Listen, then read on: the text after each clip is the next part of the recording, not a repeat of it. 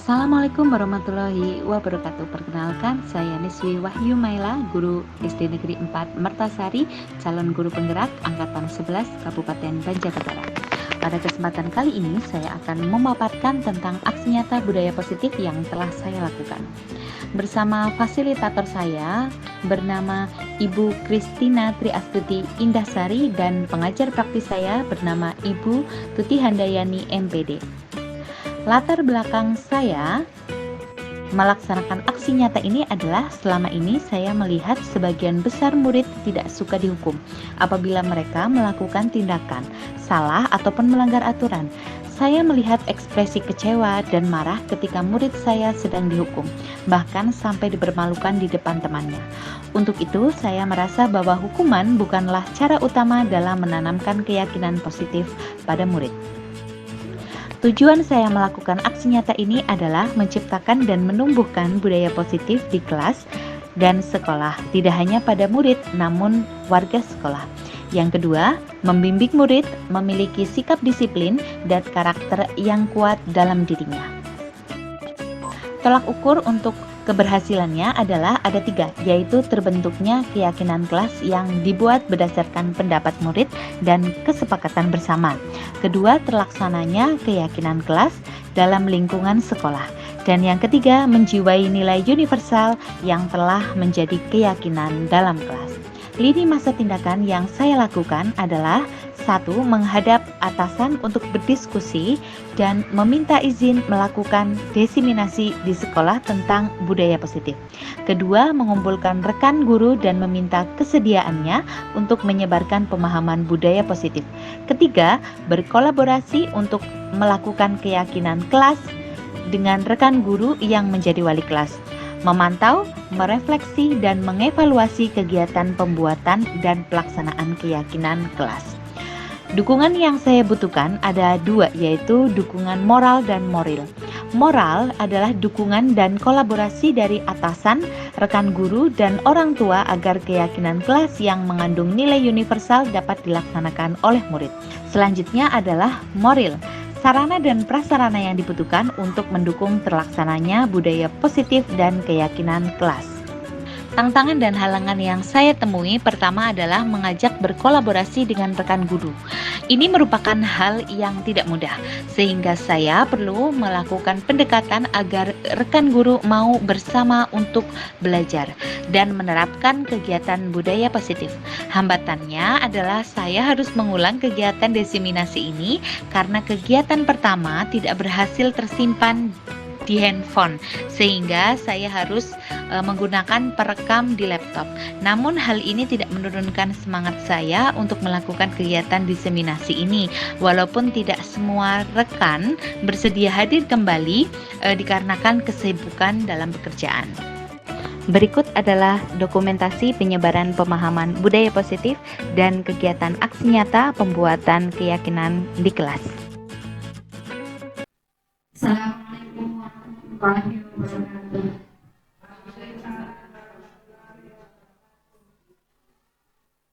Selamat pagi semuanya, Bapak Ibu SD Negeri 4 Mertasari, semoga semua dalam keadaan sehat. Pada kesempatan yang baik ini, kita akan melaksanakan kegiatan diseminasi budaya positif. Seharusnya ini disampaikan oleh Bapak atau Ibu kepala sekolah. Tapi karena kita tahu bahwa kepala sekolah kita adalah kepala sekolah ampuan, dan pada kesempatan ini Ibu kepala sekolah kita berkenalan karena ada kegiatan di kecamatan. Maka dari itu kegiatan nanti akan kita laksanakan bersama-sama yang nanti dipaparkan oleh Bu Niswi Wahyu Maila. Semoga dengan adanya kegiatan ini dapat menambah pengetahuan, pengalaman, keterampilan pada kita semua, dan semoga kita dapat menjadi guru yang lebih baik dalam memberikan ilmu, memberikan pengajaran kepada peserta didik kita semua. Yang monggo pada Bu Niswi waktu dan tempat saya akan bersyukur. Terima kasih kepada Bu Dia. selaku guru senior yang telah mengawali kegiatan destinasi ini. Sebenarnya kegiatan ini sudah dilakukan kemarin ya dengan formasi lengkap, tetapi karena ada kendala rekaman yang hilang, maka saya kegiatan ini dengan peserta destinasi seadanya, karena mengingat hari ini banyak sekali agenda dan besok Monef, hari ini banyak sekali lomba ya, jadi Bapak Ibu ada yang bergantian untuk mendampingi anak berlomba seperti itu. Kita mulai saja. Hari ini saya akan memaparkan tentang pengalaman, dan penyebaran pemahaman budaya positif. Materi ini saya peroleh di Pendidikan Guru Penggerak Angkatan 11 tahun 2024 Kabupaten Banjarnegara, tepatnya di modul 1.4. Pada pemaparan kali ini nanti kita akan membahas konsep intinya, ada sekitar 7 konsep inti, yaitu yang pertama paradigma baru, kemudian ada disiplin positif, ada teori motivasi, ada kebutuhan dasar manusia, ada keyakinan kelas, posisi kontrol guru, dan segitiga restitusi. Pembelajaran dengan paradigma baru. Pembelajaran dengan paradigma baru adalah pembelajaran yang dirancang berdasarkan dengan prinsip berdiferensiasi. Kita sebagai guru zaman sekarang di PMN ataupun di YouTube ataupun di platform belajar yang lain pasti sering sekali mendengar kata pembelajaran berdiferensiasi. Apa sih itu pembelajaran berdiferensiasi? Pembelajaran berdiferensiasi adalah pembelajaran yang menekankan pada perencanaan dengan menyesuaikan kebutuhan muridnya untuk mewujudkan nilai yang ada pada profil belajar Pancasila. Nah, pembelajaran berdiferensiasi ini adalah pembelajaran yang bisa dibagi menjadi 3, yaitu pembelajaran berdiferensi proses, kemudian ada konten, dan ada produk. Proses berarti pembelajaran ini mengutamakan pada kegiatan bermakna yang dilalui murid ketika dia melakukan pembelajaran. Jadi selama pembelajaran, kegiatan apa yang bermakna bagi murid, maka akan dinamakan pembelajaran berdiferensiasi. Itu berdiferensiasi proses. Nah, penilaiannya bagaimana? Penilaiannya itu biasanya menggunakan rubrik. Jadi guru mengamati. Guru sudah menyediakan capaian pembelajarannya, lalu guru mengamati. Kemudian ada berdiferensiasi konten. Diferensiasi konten adalah bagaimana cara guru menyajikan materi ya sesuai dengan kebutuhan muridnya.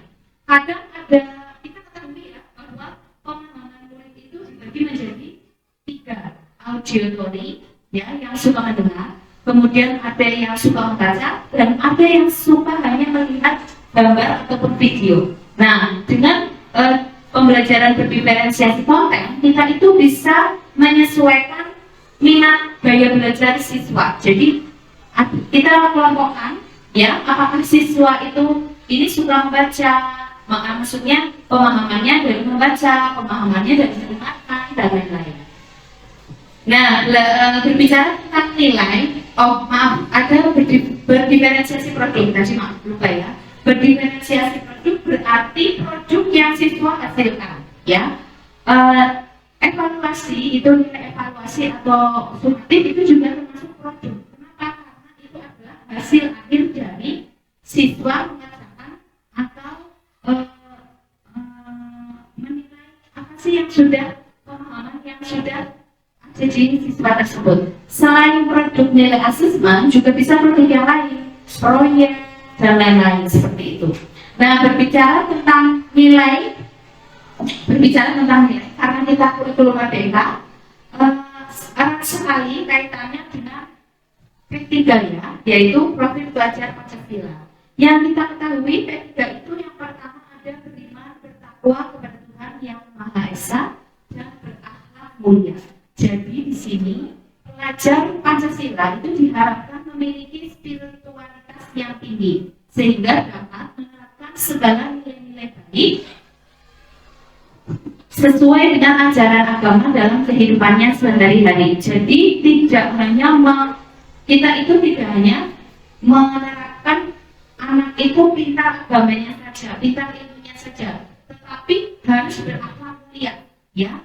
Kegiatannya ataupun tindakannya dan perilakunya itu harus mencerminkan ilmu tersebut, ilmu agama yang dia seperti itu, agar nanti ilmunya itu bisa berguna bagi dirinya, bagi keluarga, bagi lingkungan sekitar, dan bagi negara. Kemudian yang kedua ada berbinekaan global. Nah, nilai Pancasila dan Bhinneka Tunggal Ika wajib menjadi nilai yang dipegang bersama oleh seluruh masyarakat Indonesia, termasuk para pelajar.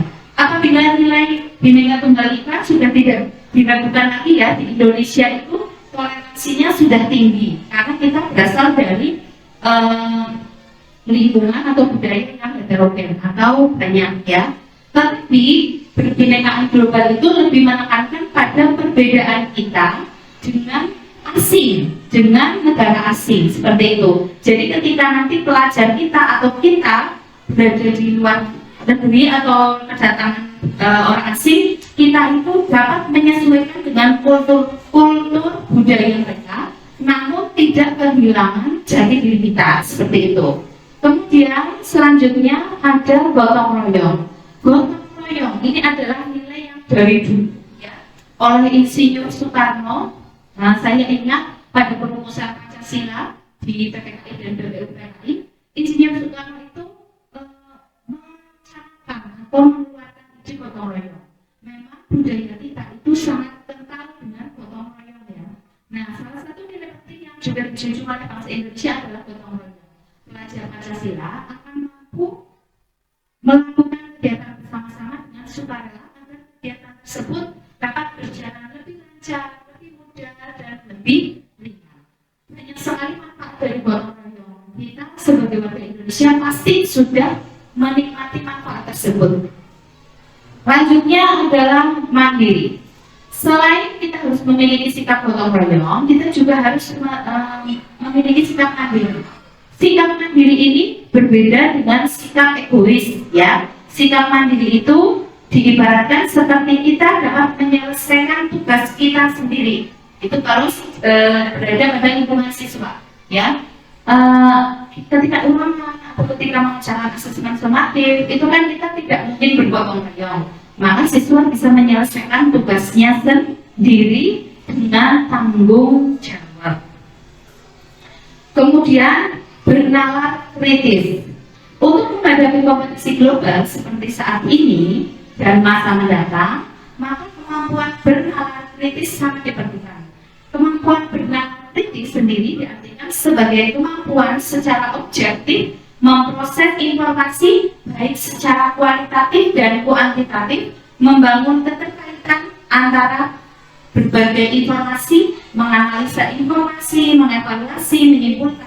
Dengan begitu, diharapkan pelajar akan mengambil keputusan yang tepat. Tidak hanya pelajar, para guru juga harus memiliki sikap bernalar kritis. Karena pada zaman sekarang ini, apabila kita tidak upgrade, ya, tidak upgrade ilmu, maka kita nanti akan ketinggalan zaman. Karena sekarang serba teknologi, orang di rumah saja bisa menguasai dunia ilmunya ya. Jadi kita harus upgrade terus. Nah, bernalar kritis ini, sikap bernalar kritis ini itu tidak bisa langsung diwujudkan secara tiba-tiba, tetapi diperoleh dengan kita berlatih seperti itu, sehingga kita dapat mengambil keputusan yang paling tepat ketika menghadapi suatu masalah. Kemudian kreatif, untuk menciptakan berbagai penemuan inovatif di masa depan diperlukan kreativitas yang tinggi, tidak hanya sekedar menemukan gagasan baru. Sebuah inovasi itu juga harus bermakna, bermanfaat, dan membawa dampak bagi masyarakat. Pelajar Pancasila akan dapat mengasah kreativitas dengan menerapkan pemikiran kritis yang kemudian diolah menjadi inovasi. Ini ilmu atau sikap kreatif itu saya baru tersadar ketika saya mempelajari pembelajaran berdiferensiasi ya. Dulu ketika saya melakukan pembelajaran, ketika saya ingin anak kita membuat membuat poster maka harus seperti ini. Tetapi ternyata itu salah. Semua anak itu mempunyai kreativitas sendiri-sendiri. Jadi ketika dia menampilkan produknya, menampilkan produk berdasarkan ilmu yang diberikan atau materi yang diberikan, itu keterampilannya sendiri-sendiri. Jadi kita sebagai guru itu tidak boleh terlalu menekan harus ini itu tidak, tetapi dibebaskan. Misalkan ketika kita anak disuruh untuk menyimpulkan apa pembelajaran hari ini, anak itu bisa menyajikannya dalam sebuah poster, bisa juga puisi, bisa juga prosa, bisa juga komik. Jadi anak itu lebih tertarik kemana? Ketika ia lebih tertarik kemana, maka dia akan dengan sukarela mengusahakan itu secara penuh, seperti itu. Jadi lebih bermakna bagi dirinya. Selanjutnya, disiplin positif. Ini sering, kata ini pasti sering ya, terutama di PNS. Nah, disiplin positif itu sendiri berasal dari kata disiplina yang artinya belajar. Ini bahasa Latin. Artinya, disiplin adalah proses belajar mengontrol diri dengan menggali potensi diri sendiri agar tercapai tujuan mulia. Bapak Ibu pasti dalam dirinya itu tahu potensinya sebenarnya apa. Cuma terkadang kita tidak bisa mengontrol diri sehingga potensi tersebut itu terkubur akhirnya menjadi tidak terlihat. Padahal sebenarnya kita setiap orang itu mempunyai potensi diri yang bisa untuk mencapai tujuan kita, modal mencapai tujuan kita. Kemudian manfaat disiplin positif yaitu menumbuhkan kesadaran murid tanpa adanya imbalan atau hargaan ancaman dan hukuman. Ya, jadi selama ini kita membangkitkan kesadaran murid biasanya kalau tidak dihukum ya dikasih sesuatu. Tetapi kalau sadar itu tanpa kita minta pun anak itu mampu melakukan disiplin positif. Lanjut, pendidikan dalam disiplin positif. Pendidik dalam disiplin positif. Saya sambil duduk ya, Pak Ibu. Tugas guru yaitu menciptakan murid yang mampu memiliki nilai disiplin diri sehingga mereka dapat bertindak dan berperilaku sesuai dengan nilai kebajikan universal dan memiliki motivasi dari dalam diri atau intrinsik untuk perubahan yang lebih baik. Kemudian, nilai universal adalah nilai-nilai baik. Nilai kebajikan universal adalah nilai-nilai baik yang dapat kita terapkan dalam kelas kita, dalam kita mendidik anak. Menurut modul 1.4 itu ada tiga ranah ya, nilai, tiga golongan. Yang pertama, profil pelajar Pancasila. Bapak Ibu pasti sudah melotok ya, sudah tahu ada 6 item nih.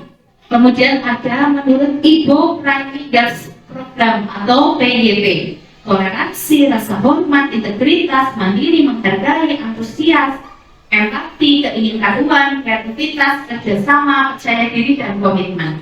Kemudian kalau menurut The Seven Essential Features atau Building Moral Intelligence yang dikembangkan oleh Michelle Burba, itu ada nilai yang paling penting, yaitu empati, suara hati, kontrol diri, rasa hormat, kebaikan, toleransi, dan keadilan. Lanjut, motivasi, teori motivasi. Kita sering mengatakan motivasi dan minat. Motivasi dan minat itu berbeda. Apabila minat berarti yang tadinya itu tidak tertarik menjadi tertarik, itu adalah minat, ya.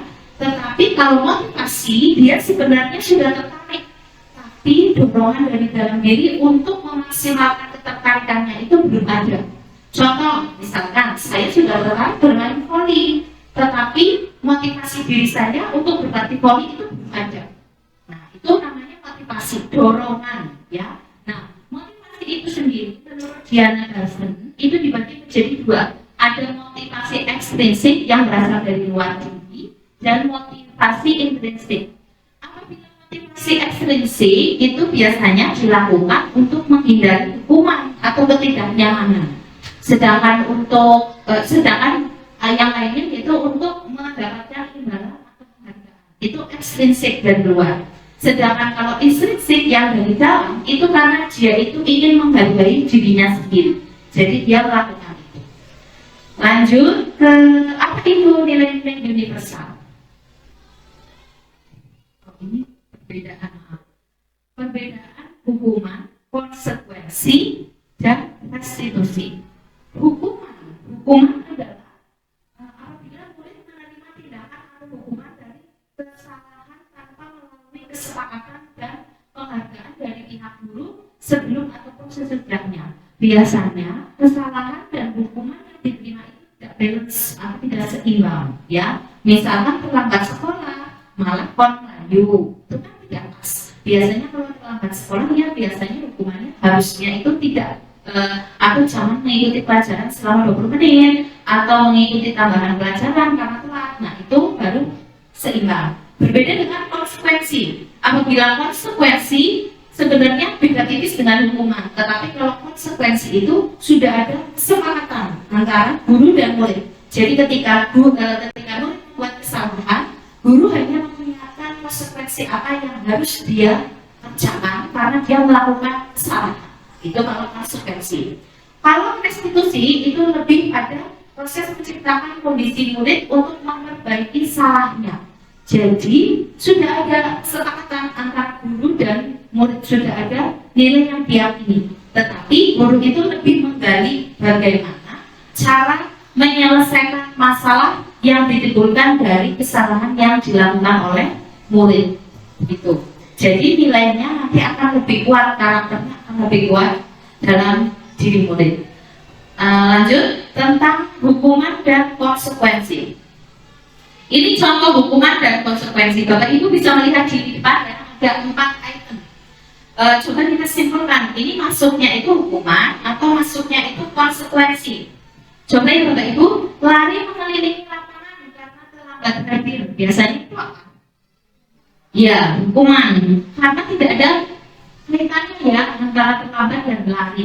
Kalau yang kedua, membersihkan tumpahan air di meja tulis karena tersenggol pada saat belajar. Ini apa?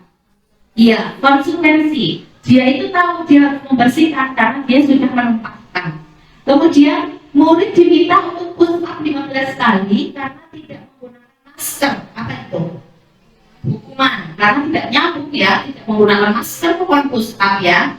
Kemudian 4, yaitu mengganti kertas tugas teman yang telah dicoret-coret. Ini apa?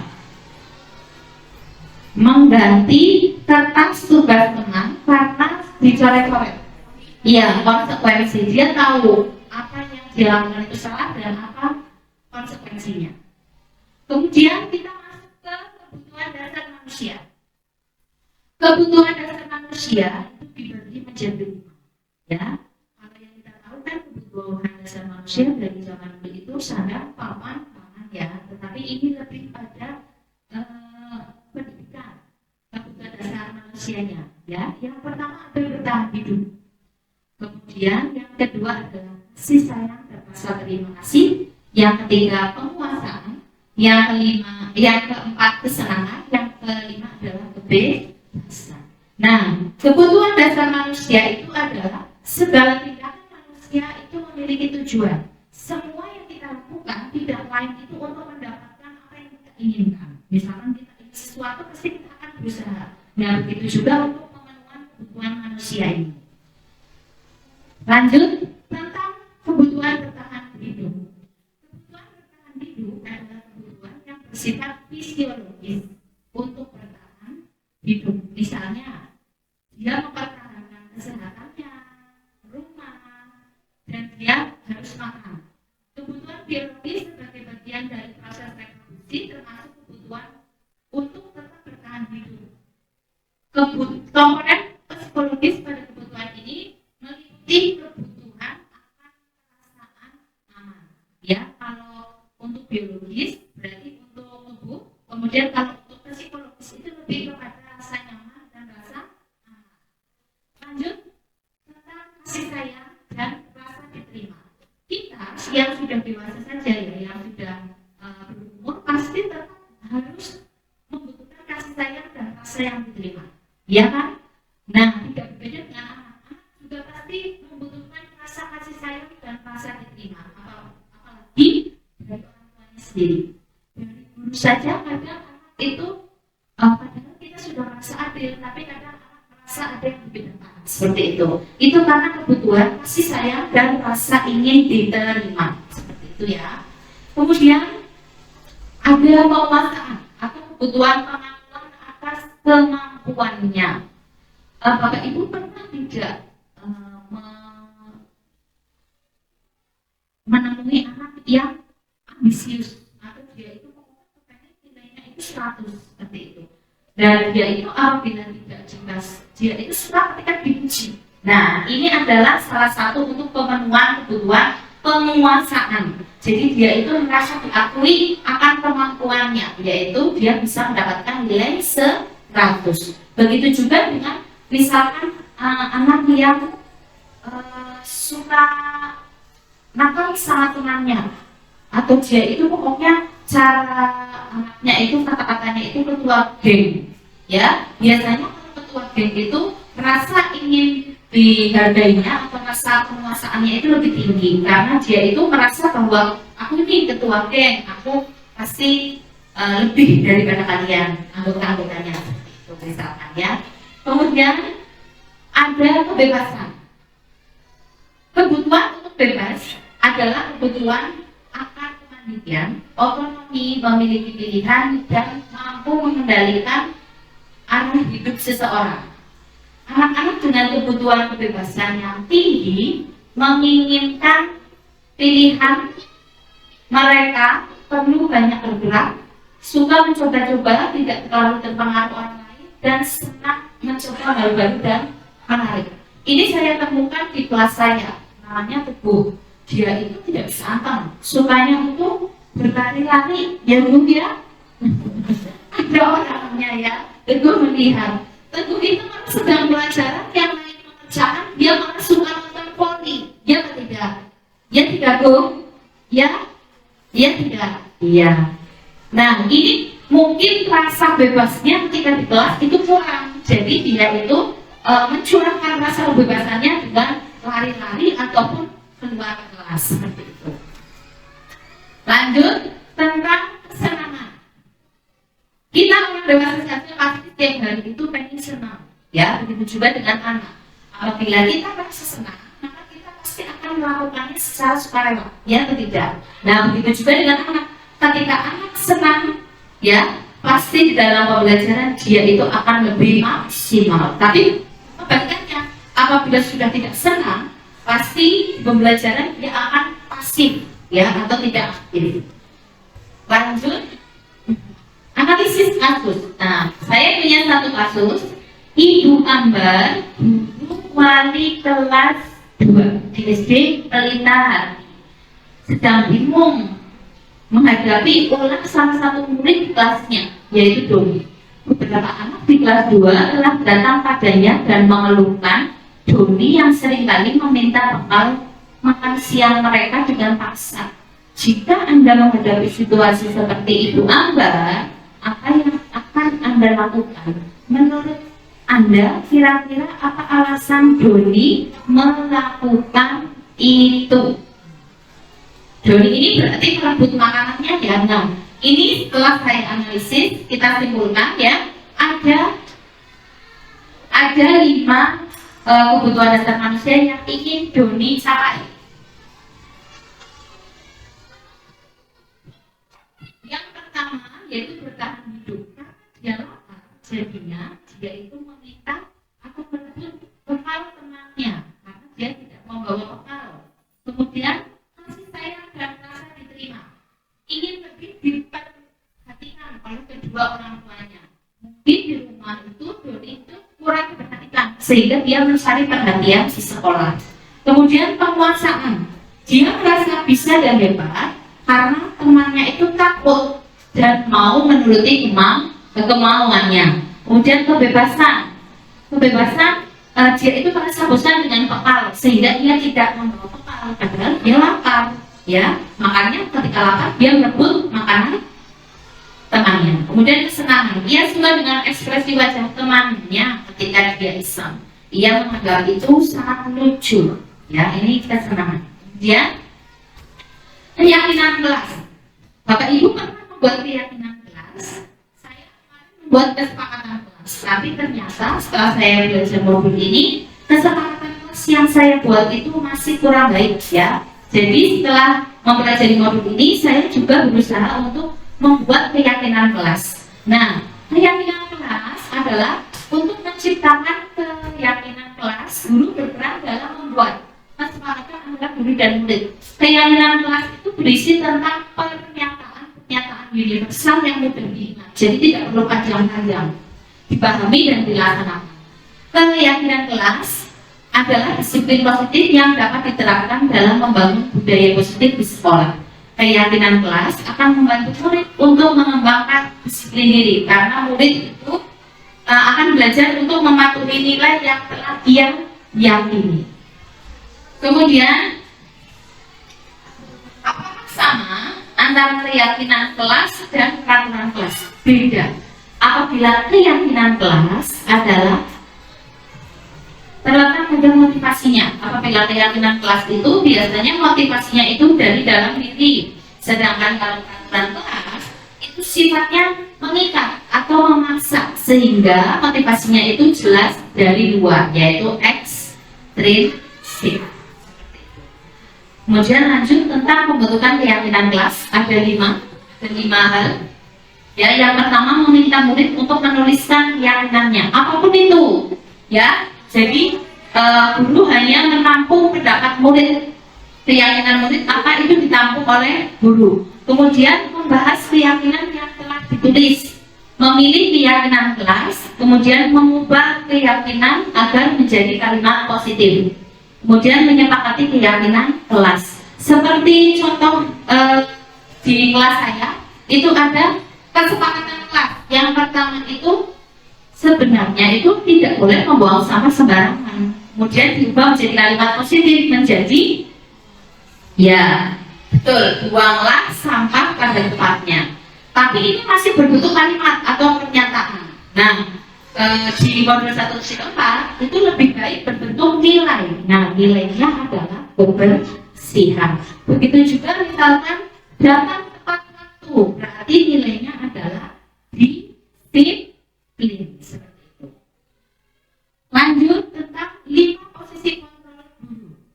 Melalui serangkaian riset dan berdasarkan teori kontrol Dr. William Glasser, dosen itu menyimpulkan ada 5 posisi kontrol guru, ya, orang tua ataupun atasan dalam melakukan kontrol pada bawahannya.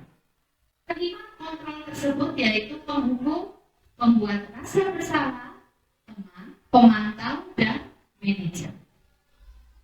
Penghukum, seorang itu menghukum bisa menggunakan hukuman fisik ataupun verbal. Biasanya kalau menghukum itu biasanya dengan kata seperti ini: patuhi aturan saya. Apabila tidak, nanti kamu akan menerima hukuman. Atau awas, kamu jangan melakukan salah. Atau kamu selalu saja salah. Atau yang lainnya, ya. Atau selalu pasti kamu yang terakhir yang selesai. Atau kamu yang terlambat, seperti itu. Kayak menghakimi seperti itu ya, menghakimi yang membuat salah. Kemudian membuat rasa bersalah. Membuat rasa bersalah itu biasanya guru itu kalau menghukumkan suaranya keras ya. Kalau membuat rasa bersalah itu suaranya lebih lembut, tetapi dia itu kata-katanya itu nyengit ya, dia itu menyalahkan ya. Contohnya biasanya seperti ini: ibu kecewa sekali dengan kamu. Berarti dia itu menganggap dirinya itu tidak baik karena sudah mengecewakan orang lain. Pasti akan terbentuk nilai seperti itu pada anak. Atau bisa juga berapa kali ibu harus memberitahu kamu ya, berarti dia itu, ibu itu ya, ibu gurunya itu menekankan anak bahwa dia itu tidak mendengarkan dirinya. Seperti itu. Atau gimana coba kalau orang tua kamu tahu kamu telah berbuat seperti ini, seperti itu kalau membuat perasaan bersalah. Jadi dia itu merasa telah mengecewakan orang-orang sekitar. Kemudian ada teman. Kita sebagai guru dan murid pasti ingin posisi menjadi teman.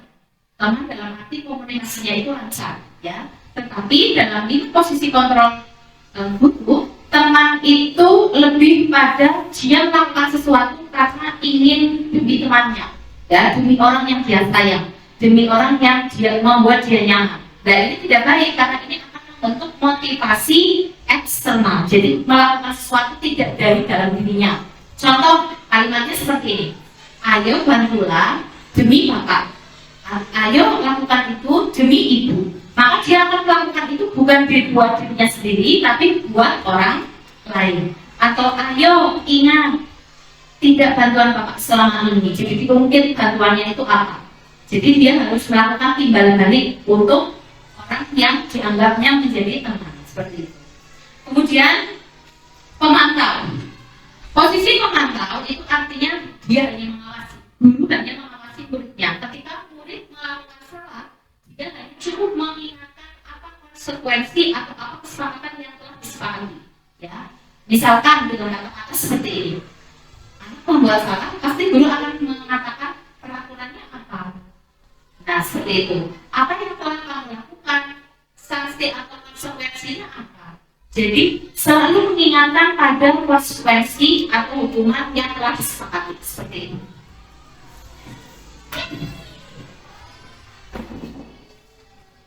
Kemudian posisi yang terakhir yaitu adalah posisi manajer. Ini posisi yang paling baik. Kenapa?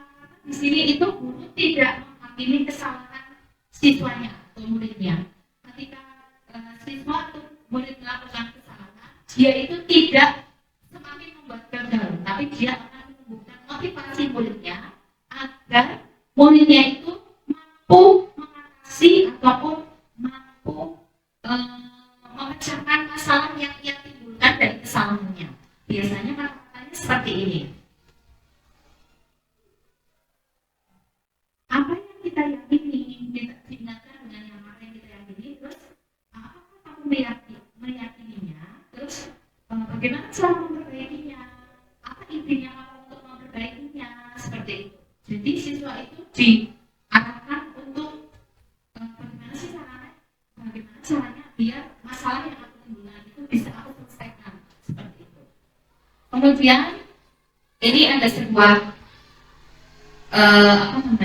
video ya untuk membuat Bapak Ibu itu menjadi lebih paham apa arti dari 5 posisi kontrol guru.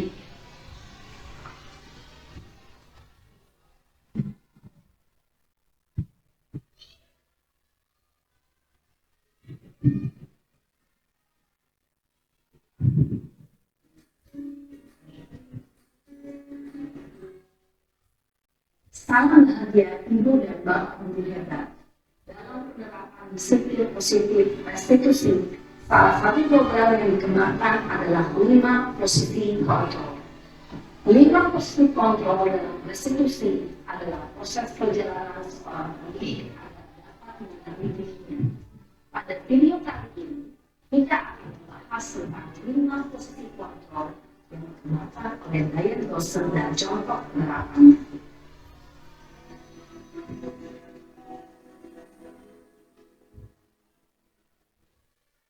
Lima posisi kontrol itu adalah: 1. Posisi pendukung. 2. Posisi membuat besar bersama. 3. Posisi teman. 4. Posisi pemantau.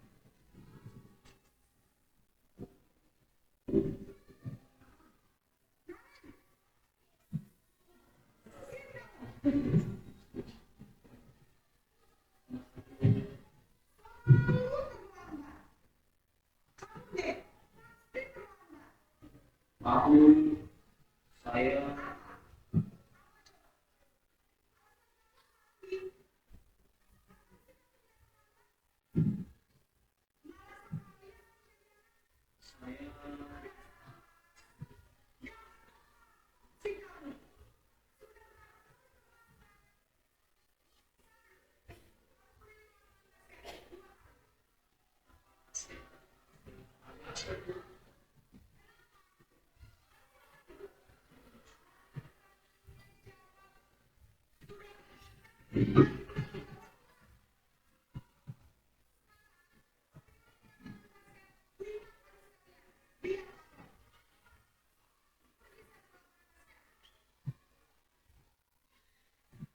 tubuh biasanya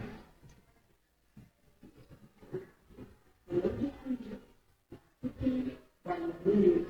Hukuman bisa berarti seberapa psikis.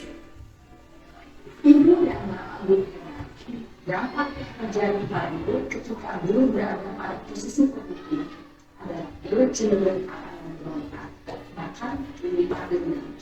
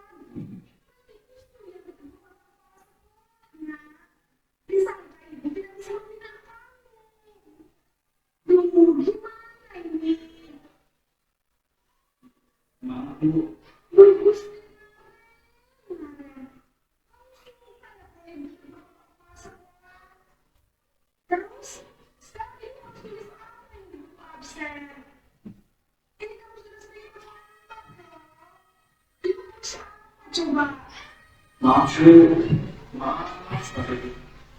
ya sudah, lain kali jangan bikin rusak lagi anak ya. Ibu tidak akan mau lagi kalau begini terus. Bisa jatuhan kalau ibu tidak berpaksa. Sekarang cepat, awas. Maaf ya Bu, maaf sekali. Posisi kedua rasa bersalah berbicara dengan cenderung mundur. Namun kata-kata yang digunakan membuat murid merasa menjadi orang yang gagal, memandang buruk dirinya sendiri, merasa tidak berharga, dan tidak sanggup membahagiakan orang lain. Ketika murid mengambil posisi membuat rasa bersalah, murid akan menganggap dirinya yang bersalah, dan dia akan menyimpan emosi negatif tersebut di dalam dirinya.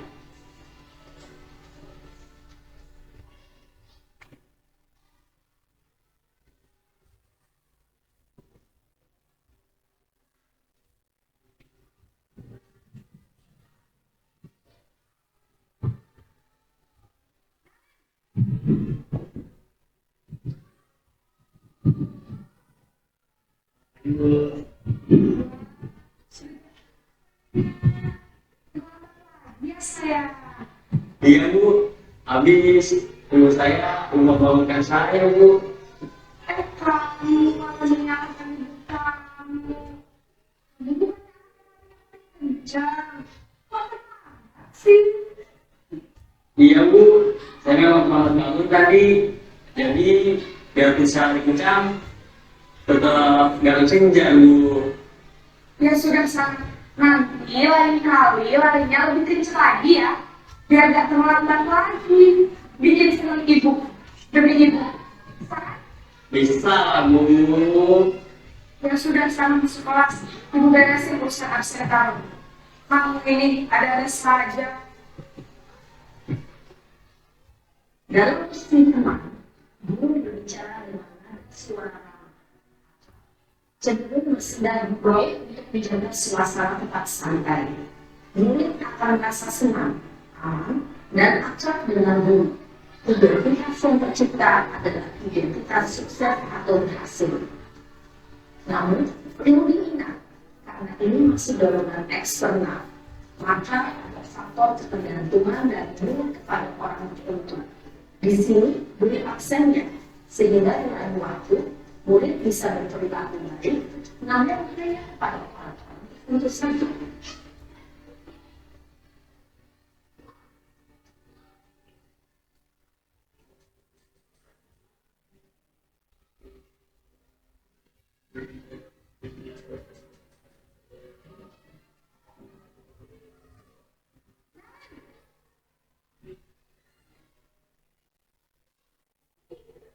Jadi Bu, Nah, yang sekolah kita tentang jam berapa kita harus masuk sekolah.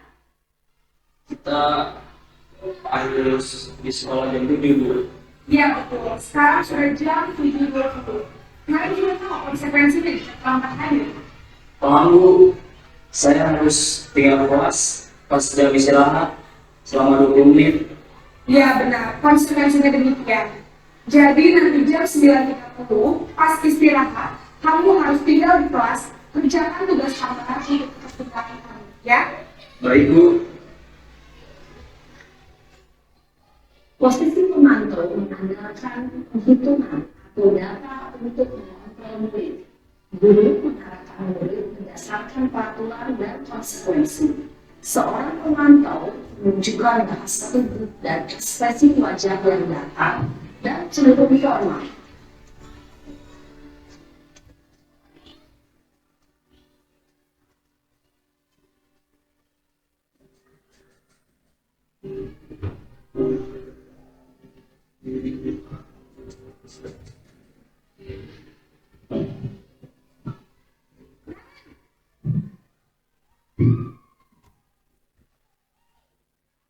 Jadi Bu,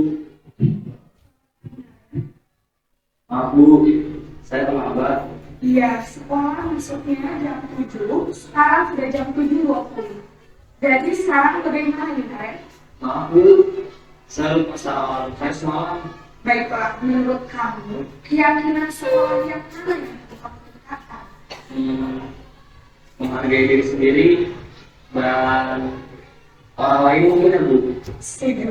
Jadi, apakah kalian meyakini prinsip saling menghormati tersebut? Bu, saya meyakininya.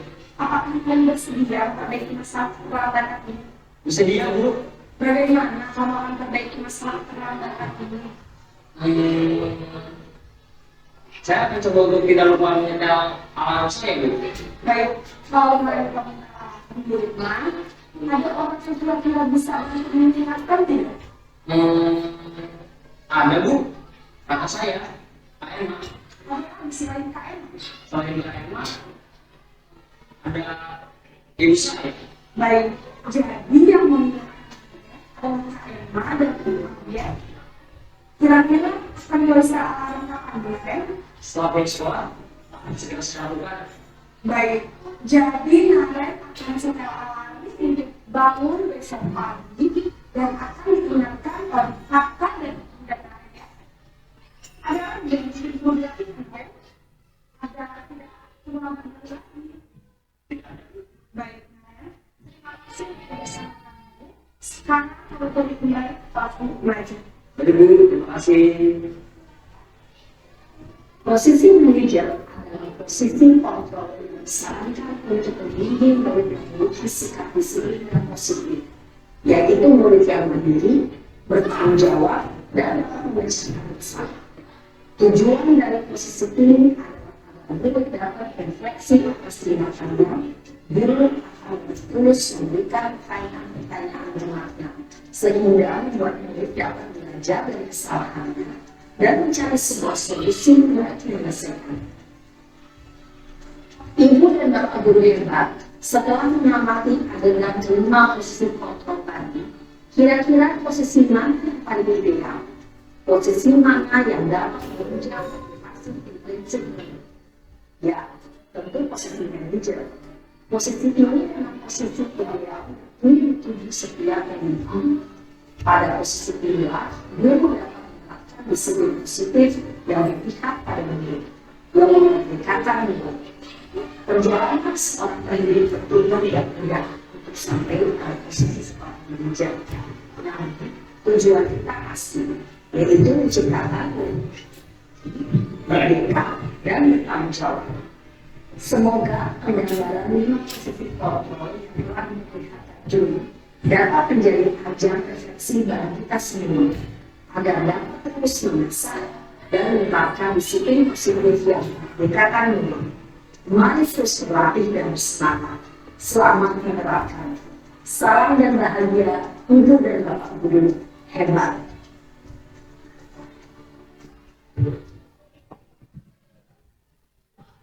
Oke, demikian videonya. Pasti Bapak Ibu masih belum paham ya dengan contoh video tadi posisi kontrol guru.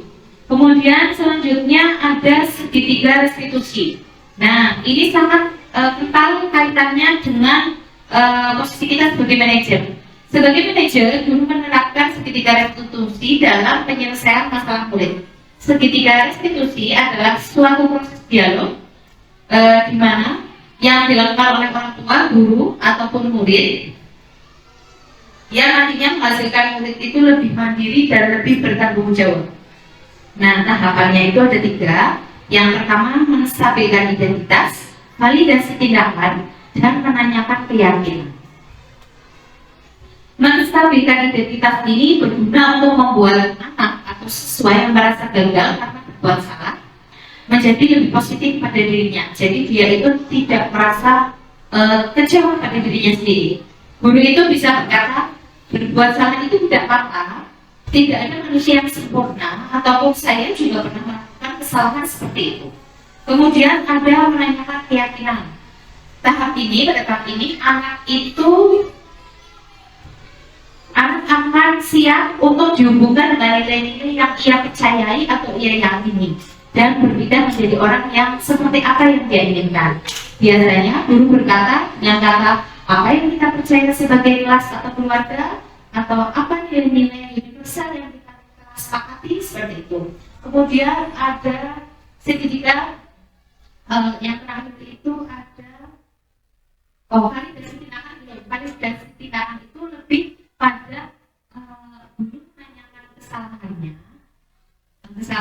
itu, tetapi anak itu tidak merasa gagal, tidak merasa kecewa dengan dirinya, tapi dia tahu bahwa dia salah, seperti itu.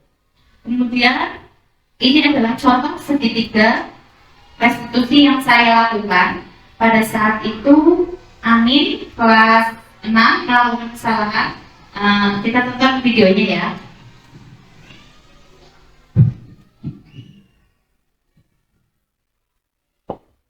Ini kasusnya.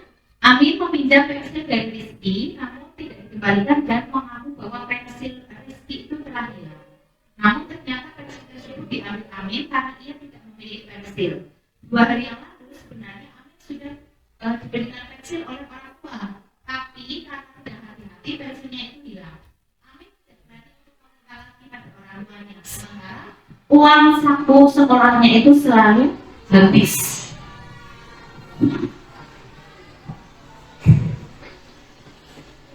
Amin, kamu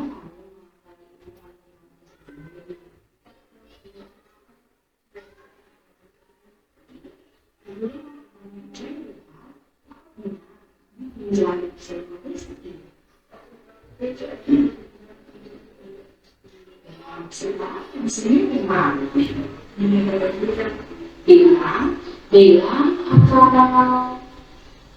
atau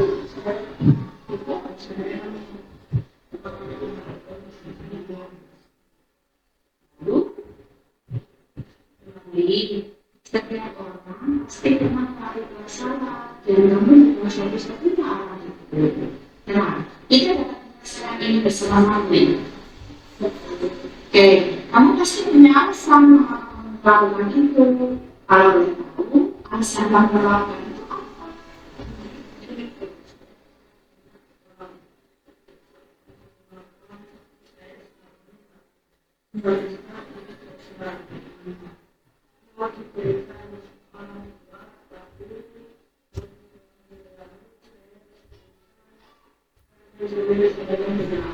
Jadi kamu tidak boleh diri sendiri. Ya, tapi kamu masih ingat dengan Amin. Apa itu? Sekarang ini berapa Amin siapnya?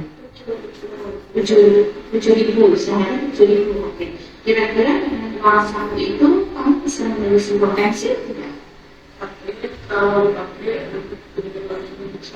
Berarti kamu itu bukan diserahkan. Kenapa tidak diserahkan dulu? Terus bagaimana solusinya agar kamu bisa membeli pensil buah satu untuk Rizky dan satu untuk kamu? Berarti aku Satunya oke. Lalu uangnya dari mana? Oke. Uang saku kamu kan 7.000 ya. Untuk kamu jajan. Terus buat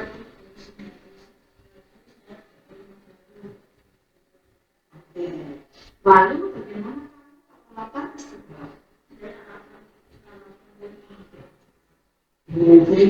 jadi begitu solusinya itu bisa dari kesalahan itu tunggu kesalahannya ya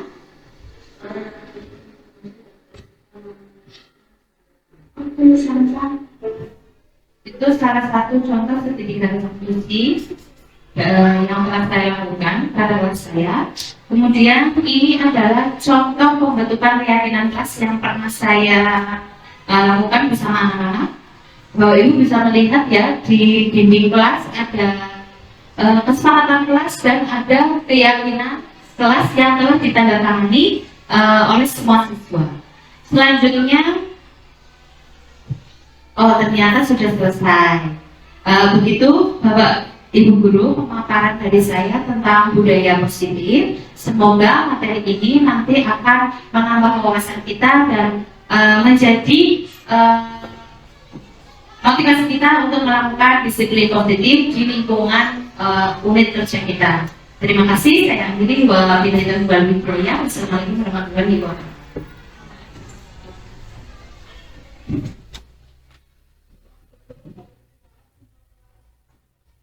Alhamdulillah kegiatan yang baik ini telah selesai. Semoga dengan paparan tadi dapat memberikan masukan bahwa ternyata dalam kita memberikan dukungan atau dalam kita mengajar itu ternyata banyak sekali macam-macamnya, tadi ada 5 dan semoga kita bisa meniru contoh yang terbaik. Dan terima kasih kepada Bu Nisfi atas berbagi budaya positif. Jadi ya semoga dapat melatih itu bagi kita. Dan mari kita akhiri kegiatan ini dengan bacaan alhamdulillah. Alhamdulillahirobbilalamin. Ya, dari saya. Assalamualaikum warahmatullahi wabarakatuh. Assalamualaikum warahmatullahi wabarakatuh.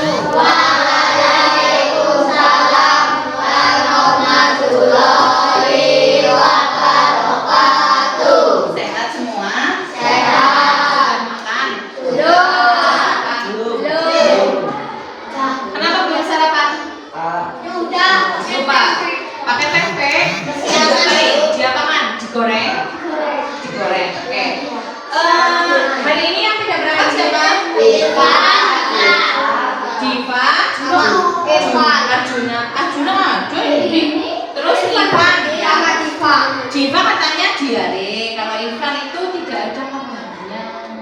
Nanti kalau anak-anak tidak berangkat atau berhalangan hadir harus ngabari Bu Guru. Jadi Bu Guru tahu. Jadi Bu Guru tahu ya. Ini anaknya kemana ya? Belum masuk grup. Kenapa belum masuk? Baru punya handphone. Apa? Oh, baru punya WhatsApp ya, nanti dimasukkan ya. Nah, anak-anak, dulu di awal semester kita udah pernah membuat kesepakatan kelas. Ya tidak? Ya. Ada 10 kesepakatan kelas ya yang sudah pernah kita buat. Nah, hari ini kita akan melanjutkan kesepakatan kelas itu. Kita ubah kesepakatan kelas itu menjadi keyakinan kelas. Betul. Dulu kamu sudah merancang ya nilai-nilai ataupun pernyataan apa sih yang boleh apa yang harus kita lakukan di kelas ini, ya atau tidak? Ya. Nah, hari ini coba Bu Guru pengen mengingatkan kamu apa saja kesepakatan kelas yang sudah pernah kita buat. Yang pertama apa? Ini ya, kita sudah print ya, membuang atau buang sampah pada tempatnya. Buang sampah pada tempatnya. Yang kedua apa? Masih ingat tidak? Ya, menggambar pada tempatnya,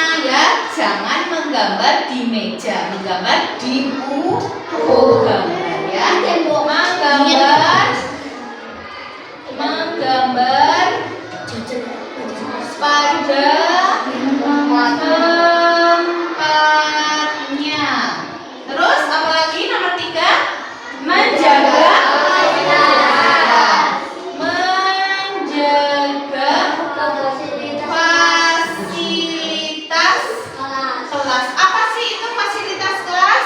Ya, jam dinding, dispenser, kipas angin, lemari, sapu, meja, kursi, dan semuanya yang ada di kelas ini berarti namanya fasilitas kelas.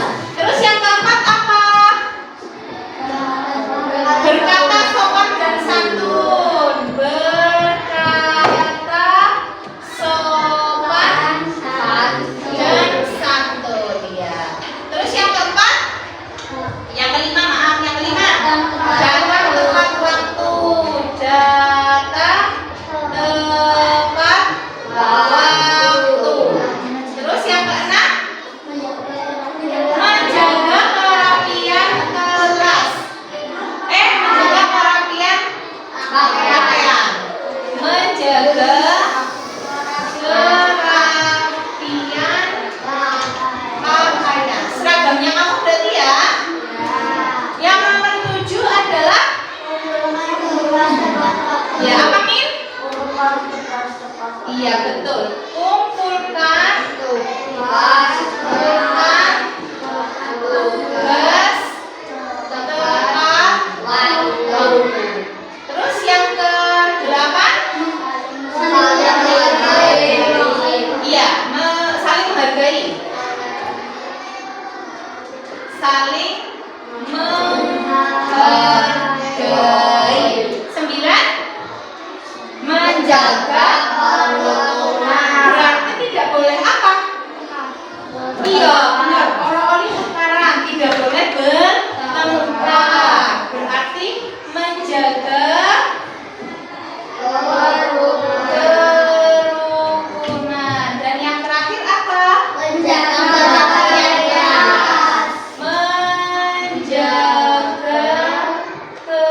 kerapian kelas. Oke. Kalau kayak gini ya masih terlalu panjang. Ya ketiga, ini namanya kesepakatan kelas. Berarti 10 item ini atau 10 kalimat ini harus kamu taati karena kamu sudah sepakati. Betul? Betul ya. Nah, sekarang coba kita akan membuat keyakinan kelas dari kesepakatan yang sudah pernah kita buat, ya. Keyakinan kelas itu adalah nilai-nilai ya yang kamu yakini kamu akan lakukan di kelas kita, ya. Apabila kamu meyakini sesuatu dan melakukan sesuatu dengan sepenuh hati, insya Allah kelas kita menjadi tertib semuanya. Kamu menjadi lebih baik, nilai kamu meningkat, pribadinya kamu juga meningkat. Kita mulai dari kalimat pertama. Buang sampah sembarangan. Kira-kira buang sampah sembarangan. Buang sampah pada tempatnya. Kira-kira nilai atau sikap apa ya yang bisa dicerminkan dari buang sampah pada tempatnya? Apa? Kebersihan. Betul? Kebersihan atau tidak? Iya, kebersihan. Kalau kita buang sampah sembarangan ya, apa yang terjadi di kelas kita? Sampahnya berserakan, ya kotor. Berarti berhubungan sama apa ini? Kebersihan. Betul. Berarti kebersihan. Nilai yang pertama ya. Ya. Lanjut nomor 2 dibaca bersama-sama. Menggambar pada tempatnya. Gambar pada tempatnya. Berarti berhubungan sama nilai apa? Tanggung jawab. Berarti ketika kamu menggambar di meja, berarti kamu harus tanggung jawab. Iya enggak? Ya, karena itu bukan pada tempat untuk menggambar. Berarti nilai ini berarti nilai apa? Tanggung jawab. Iya, betul. Oke. Tanggung jawab. Oke. Lanjut. Menjaga fasilitas kelas. Kewajiban terpulang. Fasilitas, betul, tanggung jawab juga ya. Termasuk kamu tidak boleh menggambar harus menggambar pada tempatnya. Itu juga tanggung jawab kamu menjaga fasilitas kelas berupa apa? Berupa meja. Berarti sini apa? Tanggung jawab ya. Oke. Tanggung jawab. Lanjut, yang keempat, berkata sopan dan santun. Berarti nilai apa? Kerukunan. Iya,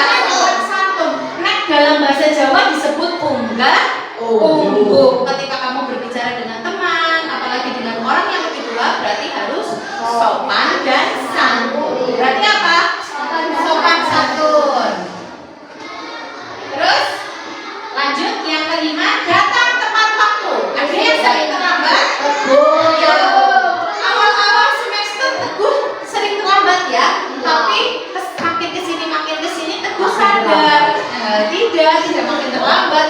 Teguh sadar bahwa terlambat itu tidak apa Bu? Tidak baik. Makanya Teguh bangunnya harus lebih pagi. Berarti apa Bu kalau datang tepat waktu? Kewajiban. Itu disiplin ya, disiplin waktu, mangsane makan ya, waktunya belajar, waktunya sekolah, jangan bermain HP terus ya.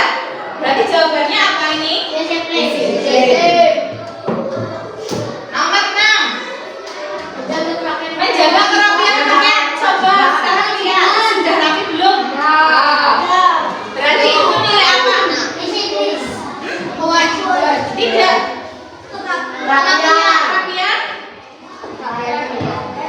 Kerapian.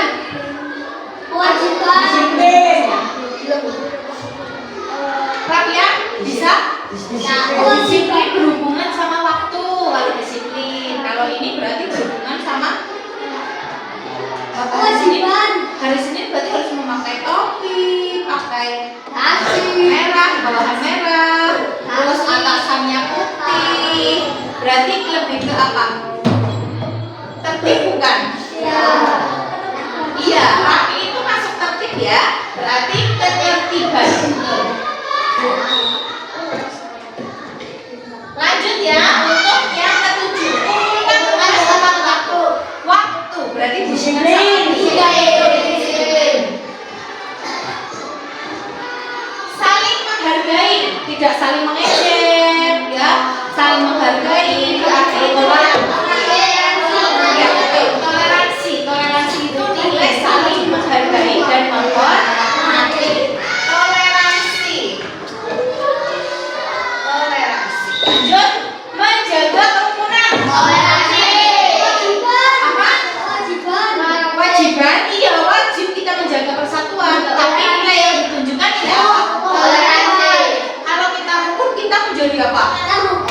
Kita menjadi apa? Kuat. Berarti berhubungan sama sila berapa? 3. Iya, berarti nilainya apa? Betul, persatuan. Nek kelas 6 kota, nek ana lomba apa-apa pasti menang. Ya ora? Ya. Ini lomba. Berarti jawabannya apa? Iya, persatuan. Lalu menjaga kerapian kewajiban. Kewajiban itu nama lainnya apa? Kalau kewajiban kan biasanya kita membawa. Betul, tanggung jawab. Berarti ini keyakinan kelas kita ya. Ada berapa nilai? Kebersihan. Kan ada yang sama ya. Kebersihan, tanggung jawab, sopan santun, disiplin, toleransi, ketertiban, toleransi, persatuan. Berarti ada berapa nilai yang kita yakini? 10. Coba kita hitung lagi ya. Kebersihan, tanggung jawab, sopan santun, disiplin, ketertiban, toleransi, persatuan. Itu ada berapa nilai? 7. Ada 7. Nanti kita tulis di sini, lalu kita tanda tangan di sini, ya. Berarti kalau sudah tanda tangan itu sudah menyepakati dan meyakini, ya, nilai-nilai tersebut. Jadi apabila ada yang tidak melakukan keyakinan kelas, maka dia harus siap membetulkannya atau memperbaikinya. Paham? Contoh, misalkan Teguh datang terlambat, berarti Teguh tidak melaksanakan keyakinan kelas. Berarti apa yang harus Teguh lakukan biar tidak terlambat lagi? Ya, seperti itu. Maka apabila Teguh sudah berkata harus ditepati. Kalau tidak berarti nanti berhubungan sama apa? Namanya sikap apa kalau bicara tidak sesuai dengan yang kita bicarakan? Berbohong ya. Berdosa tidak? Berdosa. Yang menilai kita berdosa atau tidak siapa? Iya, Allah. Berarti nanti Teguh berurusan dengan Allah. Ya Teguh. Paham Teguh?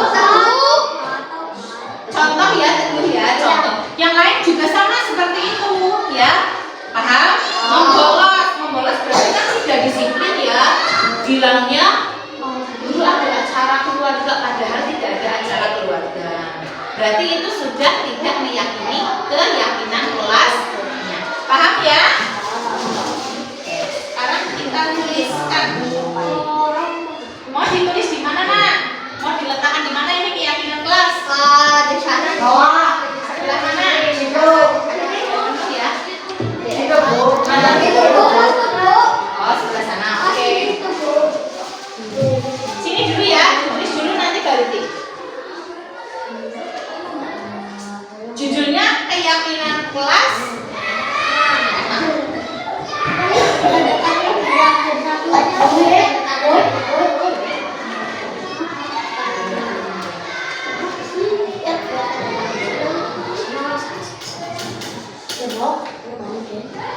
Apa tadi yang pertama?